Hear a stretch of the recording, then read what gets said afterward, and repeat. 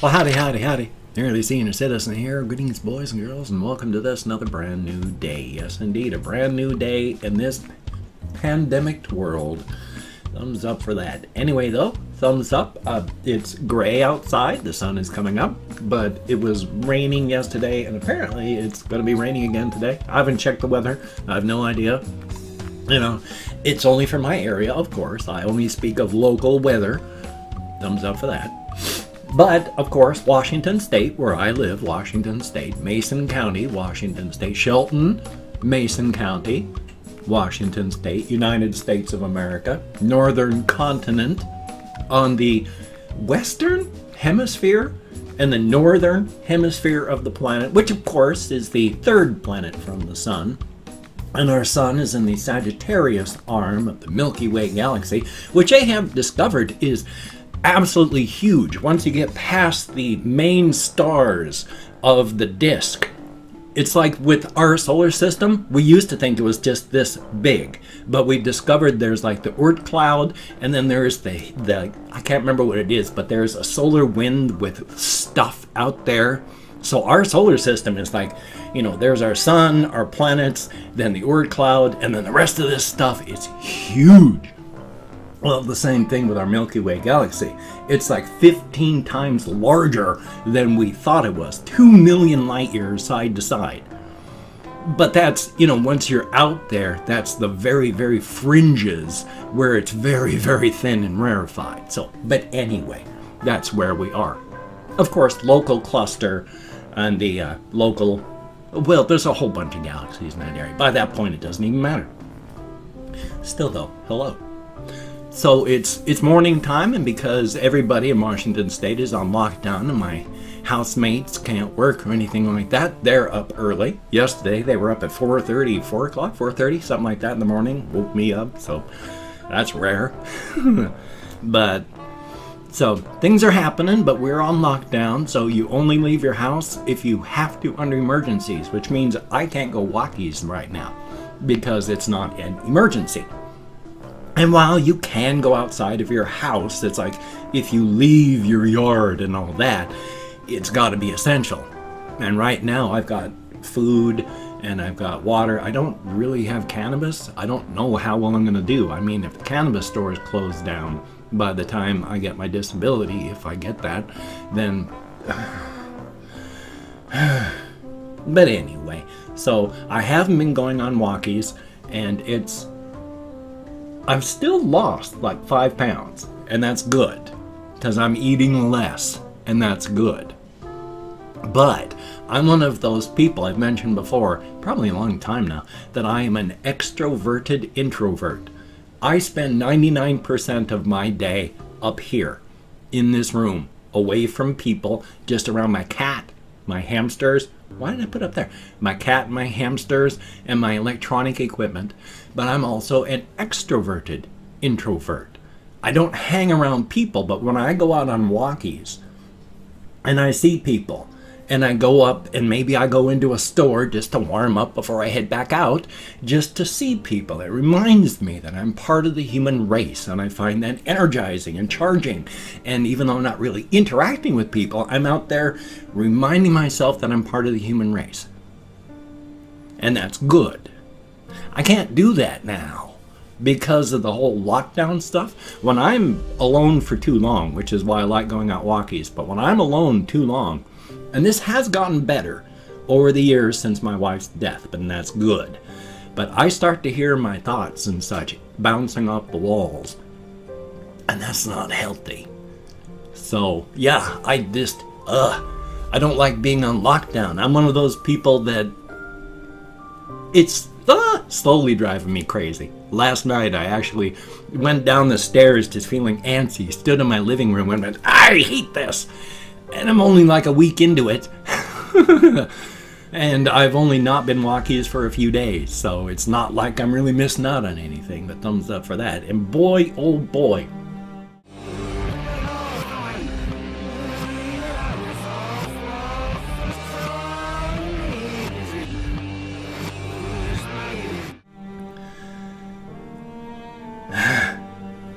I'm only gonna say The people in charge of the U.S. government right now,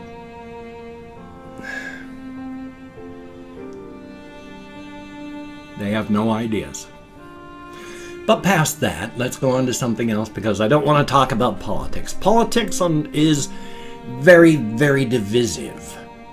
Extremely so.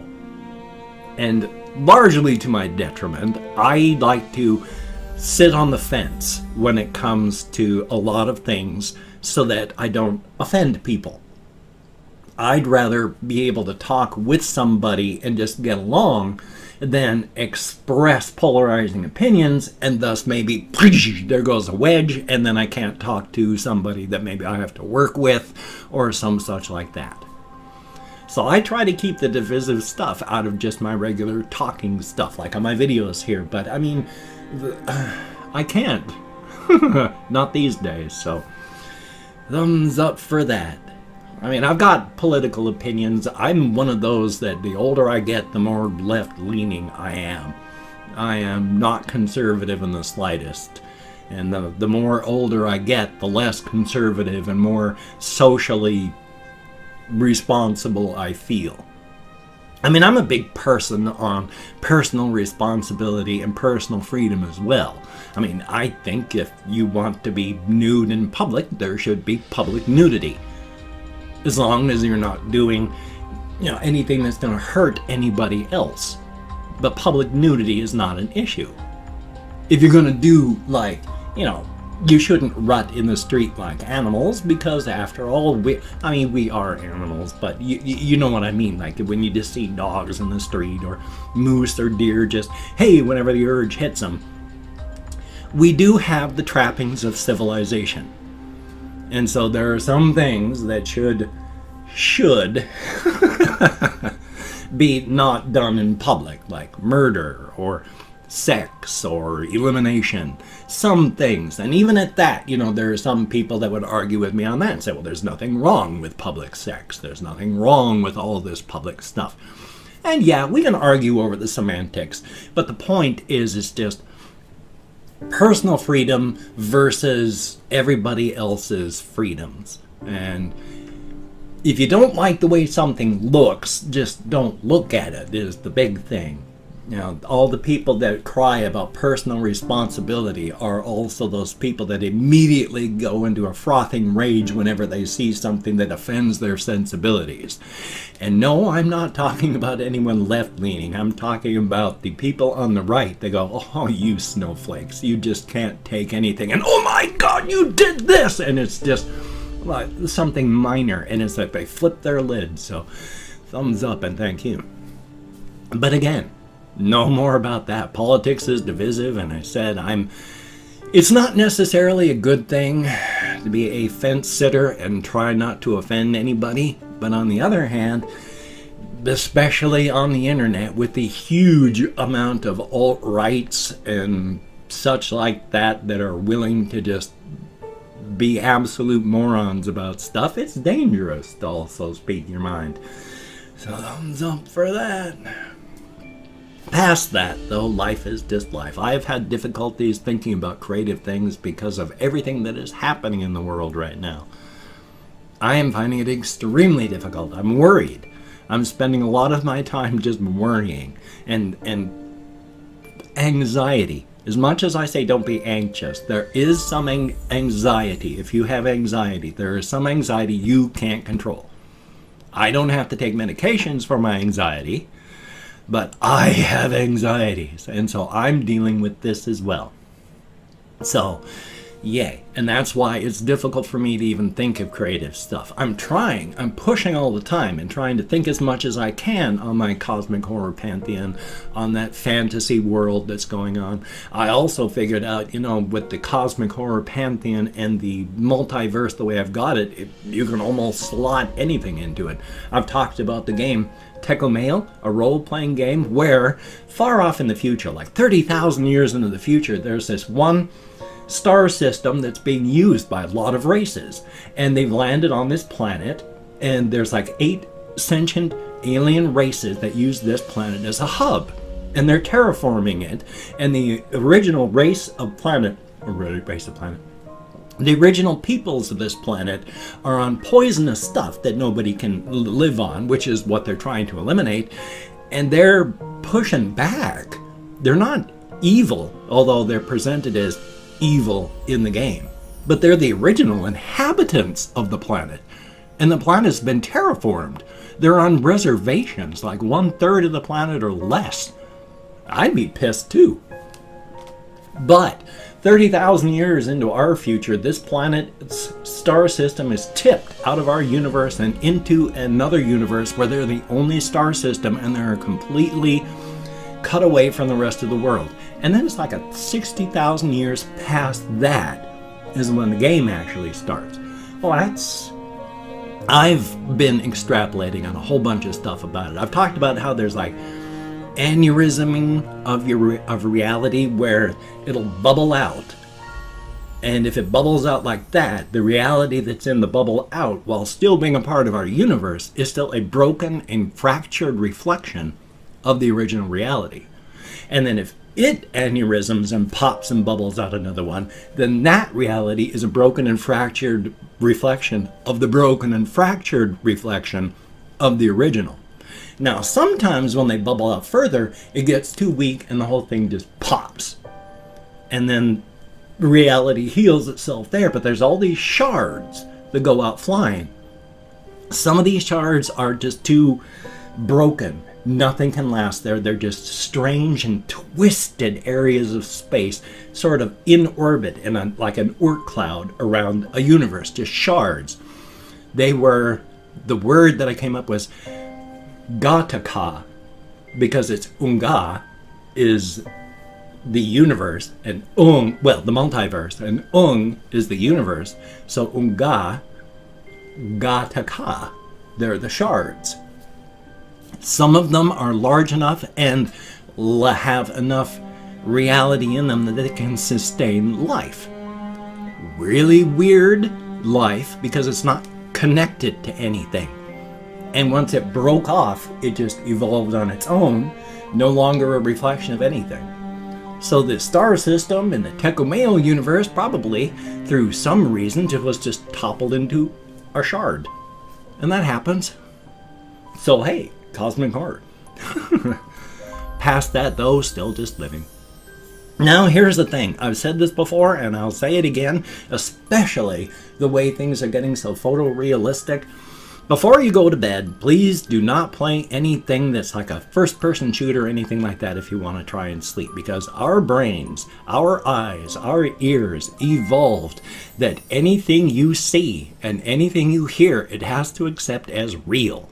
It has to accept it as real and actually happening, because those people that thought that stuff wasn't real back in the past, they died. Because they didn't believe their eyes, and so something ate them or killed them or whatever. So we have to. We are the current end time of the lines of people who had to believe everything that they saw and heard or they would die. So now we see things on screens that presents our eyes with information, presents our ears with information. Yeah, our brains have to believe it. They have to. So your whole body ramps up with fight, flight, freeze, or all that. Before you go to bed, you have all these unresolved hormones floating inside of your body. You're going to find it very difficult to sleep, which also comes down to just, it really confuses your brain. Which is, I think, another reason why I actually like the old retro classic FPS stuff, because it doesn't look photorealistic. I mean, we even have photorealistic, like, take a look at Monster World. Monster Hunter World, however the thing is. Those critters you're fighting, yeah, they look photorealistic. And they don't exist. But your brain has to accept it as real. Thumbs up for that. So yeah, this is a lot of stuff that I've been dealing with, and nothing really special or awesome, just trying to deal with life and survive in today's trying times. So I hope you're doing the best you can, and I'm going to continue trying to straddle that fence so as to not offend these people, then not offend these people, even though these people hate these people, and the fact that I'm trying to appease both of them can irritate them both against me. That's just what happens. So fence straddling, not always a good thing to do.